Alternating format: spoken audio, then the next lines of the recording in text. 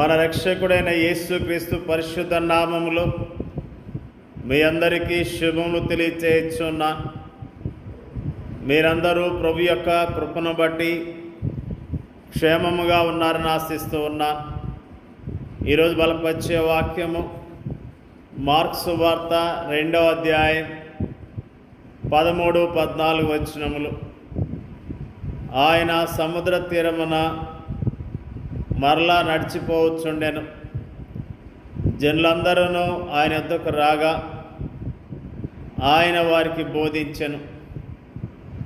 ఆయన మార్గమున వెళ్ళుచు సుంకపు మెట్టునొద్ద కూర్చున్న అల్ఫై కుమారుడు లెవీని చూచి నన్ను వెంబడించమని అతనితో చెప్పగా అతడు లేచి ఆయన వెంబడించెను. అల్ఫై కుమారుడైన లెవీ గురించి ఈ రోజున మనము జ్ఞాపకం చేసుకుంటూ ఉన్నాం. అతడు ట్యాక్స్ కలెక్టర్గా ఉన్నట్లుగా జ్ఞాపకం చేసుకుంటూ ఉన్నాం. ఆయన ఉద్యోగం చేస్తూ ఉన్నాడు. రోమా ప్రభుత్వంలో ఉద్యోగిగా ఉన్నాడు. ఆ వ్యక్తిని యేసుక్రీస్తు ప్రభువారు చూచి వెంబడించమని చెప్పినట్లుగా ఈరోజు నా జ్ఞాపకం చేసుకుంటున్నా. అతడు లేచి ఆయన వెంబడించాడు. మార్కు సువార్తలోని మొదటి అధ్యాయాలలో ప్రభుని యేసుతో కూడా ఆయా గుంపులు ఉండటాన్ని మనము చూస్తున్నాం. ఆయన కపెర్నహూములోని సమాజ మందిరములో బోధించడం గురించి మనం అక్కడ చదువుతున్నాం. ఆయన సమాజ మందిరములో బోధించినప్పుడు ఆయన అధికారంతో బోధించడాన్ని చూచి వారు ఆశ్చర్యపడ్డారు. ఆ తర్వాత ఆయన సీమోను మరియు ఆంద్రేయుల ఇంట్లోనికి ప్రవేశించడాన్ని గురించి మనం చదువుతున్నాం. ఆ తర్వాత ఆయన గలిలయ ప్రాంతానికి వెళ్ళి సమాజ మందిరములో బోధించడం కనిపిస్తుంది. ఆ తర్వాత ఆయన తిరిగి కపెర్నహూముకు వచ్చి ఒక ఇంటిలో ప్రవేశించినప్పుడు ఆ ఇల్లు జనసమూహంచే నిండి ఉండటం మనకు కనిపిస్తుంది. ఆ తర్వాత గలిలయ సముద్ర తీరములో విస్తార జనసమూహము ఆయన వెంబడించినట్లుగా ఈనాటి మన ధ్యాన వచనాల్లో మనకు కనిపిస్తుంది. విస్తారమైన జనసమూహాలు తను వెంబడిస్తున్నప్పటికీ యేసు వ్యక్తిగతముగా ఆయా వ్యక్తులను దృష్టించినట్లుగా మనకు కనిపిస్తుంది. కపెర్నహూములోని సమాజ మందిరములో అపవిత్రాత్మచే పీడించబడుతున్న ఒక వ్యక్తిని ఆయన స్వస్థపరిచాడు. సీమోను పేతురు ఇంట్లో అతని అత్తను ఆయన స్వస్థపరిచాడు. గలిలయ ప్రాంతములో ఆయన సంచరిస్తున్న సమయంలో ప్రభు కనికరాన్ని రుచి చూచిన ఒక కుష్ఠరోగి మనకు కనిపిస్తాడు.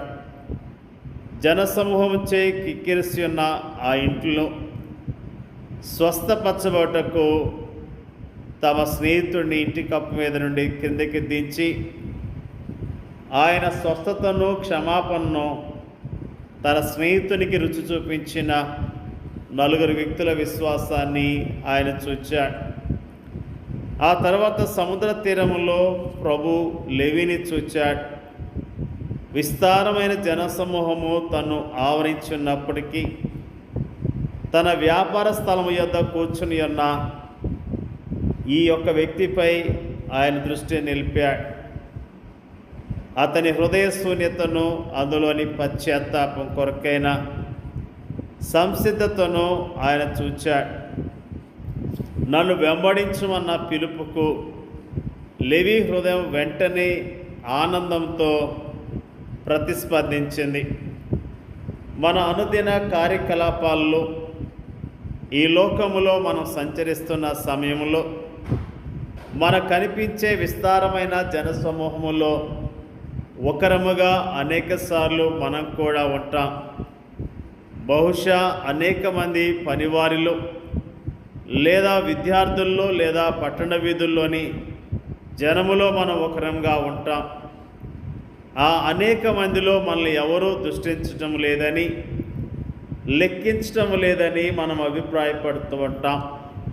అయితే అంతమందిలో యేసు నిన్ను దృష్టించున్నాడు. నీ హృదయము ఆయనకి బాగా తెలుసు. తను వెంబడించమని వ్యక్తిగతముగా ఆయనను పిలుస్తున్నాడు. దీనికన్నా ఆనందించదగ్గ కారణము మరొకటేముంది? అంతేకాదు, మీ పేర్లు పరలోకమందు రాయబడి ఉన్నవని ఆయన మనతో అంటూ ఉన్నాడు. ప్రియమైన దేవుని యొక్క ప్రజలారా, దేవుడు మనల్ని చూస్తూ ఉన్నాడు. మన పరిస్థితిని గమనిస్తూ ఉన్నాడు. మనము ఎలాంటి హృదయాన్ని కలిగి ఉన్నామో, ఎలాంటి దుఃఖాన్ని కలిగి ఉన్నామో ఆయన ఎరిగి ఉన్నాడు. ఆయన మన పట్ల ప్రణాళికలు కలిగి ఉన్నాడు. ప్రత్యేకమైన ఉద్దేశాలు కలిగి ఉన్నాడన్న విషయాన్ని మనం ఈ రోజున జ్ఞాపకం చేసుకున్నాం. దేవుడు లెవీని జ్ఞాపకం చేసుకున్నాడు. లెవీ నిరాశ నిస్పృహలో ఉన్న ఒక వ్యక్తి. లెవీ తన జీవితంలో ఎంత దుఃఖాన్ని కలిగి ఉన్నాడో యేసు ప్రభువారు ఎరిగి ఉన్నాడు. లెవీ యొక్క భవిష్యత్తు ఎరిగిన వాడు. లెవీని దేవుడు పిలుచుకున్నట్లుగా లెవీ యేసుక్రీస్తు ప్రభువాన్ని వెంబడించినట్లుగా మనము జ్ఞాపకం చేసుకుంటూ ఉన్నాం. నిజంగా మనల్ని కూడా దేవుడు మనల్ని పిలుచుకున్నాడు. ఏ యోగ్యత లేని మానవులైనా మన పట్ల ఆయన ప్రత్యేకమైన ప్రణాళికను కలిగి ఉన్నాడన్న విషయాన్ని ఈ రోజున మనము జ్ఞాపకం చేసుకుంటూ ఉన్నాం. నా గురించి ఎవరూ పట్టించుకోవట్లేదు, నా గురించి ఎవరికి శ్రద్ధ లేదు అని అనుకుంటున్నావేమో. నీ పట్ల ప్రభు ప్రణాళిక కలిగి ఉన్నాడు. నీ పట్ల ప్రభు ఉద్దేశాన్ని కలిగి ఉన్నాడు. నువ్వు ప్రభు మాటకు లోబడినట్లయితే, ప్రభు యందు విశ్వాసం ఇచ్చినట్లయితే, ఆయన వెంబడించినట్లయితే ఆయన నీ జీవితంలో సంతోషాన్ని, సమాధానాన్ని ఇవ్వటానికి సిద్ధముగా ఉన్నాడు. ఆయన ఎంత ప్రేమ కలిగినవాడు, ఆయన ఎంత దయగలిగినవాడు. ఆయన మనల్ని ప్రేమిస్తున్నాడు కాబట్టి ఆయన ప్రేమను బట్టి ఆయన స్తుతిద్దాం. ఆయన ఉద్దేశాలను బట్టి ఆయన స్తుతిస్తూ ఆయన కనపడదాం. దేవుని యొక్క వాక్యాన్ని దీవించును గాక. పరిశుద్ధుడైన మా తండ్రి, నీకు వందనాలు, స్తోత్రాలు ప్రభువా. జన సమూహములో ఉన్న వ్యక్తిని, ఒక వ్యక్తిని జ్ఞాపకం చేసుకొని అతనితో మాట్లాడిన విషయాన్ని ఈ రోజున మరి జ్ఞాపకం చేసుకోవడానికి ఇచ్చిన కృపను బట్టి స్తోత్రాలు. అల్ఫై కుమారుడికి లెవీని చూచి నన్ను వెంబడించమని చెప్పావు ప్రభువా. అతను లేచి నిన్ను వెంబడించిన విషయాన్ని మాకు జ్ఞాపకం చేసినందుకు నీకు వందనాలు తెలియజేస్తూ ఉన్నాం ప్రభువా. మమ్మల్ని ఏర్పాటు చేసుకున్నావు ప్రభువా. నిన్ను చక్కగా వెంబడించడానికి కావాల్సిన అయ్యా కృపను మెండుగా దయచేయండి అయ్యా. స్తోత్రాలు తెలియజేస్తూ ఉన్నాం ప్రభువా. మా పట్ల ప్రత్యేకమైన ప్రణాళికలు కలిగి ఉన్న విషయాన్ని గుర్తించడానికి, మరి యోగ్యముగా నీ కొరకు బ్రతకటానికి, యోగ్యముగా నిన్ను వెంబడించడానికి సహాయం చేయమని అడుగుచున్నాం తండ్రి. నీకు స్తోత్రాలు తెలియజేస్తూ ఉన్నాం ప్రభువా. మా పట్ల ప్రత్యేకమైన ప్రణాళికలు కలిగి ఉన్నావు కాబట్టి నీ ఉద్దేశాలు గ్రహించి యోగ్యముగా నీ కొరకు బ్రతకటానికి సహాయం చేయమని ప్రార్థన చేయించున్నాం. వాక్యం వింటున్న ప్రతి ఒక్కరిని పేరు పేరున దీవించండి, ఆశీర్వదించండి అయ్యా. నీకు స్తోత్రాలు. వారికున్న దుఃఖాన్ని, ఆయాసాన్ని తొలగించండి. ఒంటరి వారు కాదు, మాతో ప్రభు ఉన్నాడు, మమ్మల్ని ప్రభు ప్రేమిస్తున్నాడనే విశ్వాసం కలిగి జీవించడానికి సహాయం చేయమని ప్రార్థన చేయించున్నాం. మరి ప్రభు మా దేశాన్ని, మా దేశ ప్రజలను జ్ఞాపకం చేసుకోండి. మా దేశ ప్రజలు బలాన్ని, శక్తిని దయచేయమని యేసుక్రీస్తు నామంలో అడుగుచున్నాం తండ్రి. ఆమేన్.